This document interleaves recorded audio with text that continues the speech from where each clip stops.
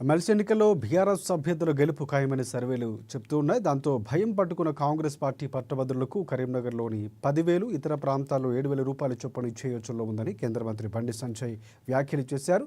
దేశంలోనే ఎమ్మెల్సీ అభ్యర్థులు కరువై ఏకైక పార్టీ కాంగ్రెస్ పార్టీ అని ఎద్దేవా చేశారు.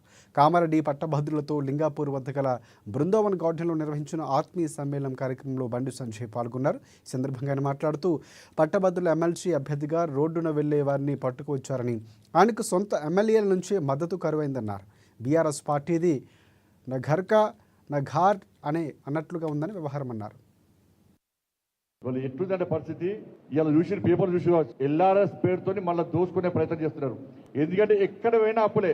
ఇలా కేసీఆర్ చేసిండు, పదవి రిటైర్మెంట్ అయినటువంటి ఉద్యోగులకు పైసలు బెనిఫిట్స్ ఇవ్వాల్సి వస్తుందని చెప్పి 58 ఉన్నటువంటి వయో పరిమితి ఏం చేసిండు, 61 చేసిండు. 61 చేసి తప్పించుకున్నాడు కేసీఆర్. ఇవాళ రేవంత్ రెడ్డి గారు ఏం చేస్తున్నారు, ఆ 61ని 65 చేద్దాం అనుకుంటున్నాడు. ఎందుకంటే కేసీఆర్ వయో పరిమితి తెప్పించినాక ఏమైంది, గత సంవత్సరము 8,000 మంది రిటైర్ అయిపోయారు. ఈ సంవత్సరం 10,000 మంది రిటైర్ కావడానికి సిద్ధంగా ఉన్నారు.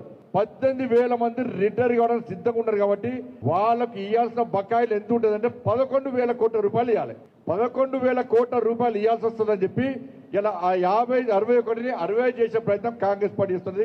ఇక నిరుద్యోగ యువకులు ఉద్యోగాలు ఏడొస్తాయన్నా, ఇవాళ మీకు మెడికల్ బిల్స్ కానీ ఇతర బిల్స్ అన్ని కలిస్తే 8,200 కోట్లు చెల్లించాలి టీచర్లు, ఉపాధ్యాయులకు, ఉద్యోగులకు.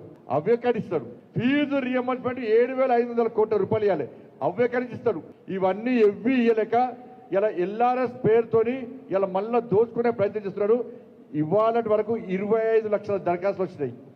ఒక్కొక్క దరఖాస్తుకు ₹1,00,000 పైన ఉంటుంది. 5 లక్షల నుంచి 10 లక్షల రూపాయలు, 50,000 కోట్ల రూపాయలు ప్రజల దగ్గర నుంచి దొబ్బిపోవాలని రేవంత్ రెడ్డి సర్కార్ ప్లాన్. ఇవాళ వరకే దాదాపు 25,000 కోట్ల రూపాయలు ఆల్రెడీ వచ్చేసినాయి. ఇంకా 25,000 కోట్ల రూపాయలు తీసుకోవాలి. మన పైసలు దోసుకొని మనకే పెట్టే ప్రయత్నం ఇలా రేవంత్ రెడ్డి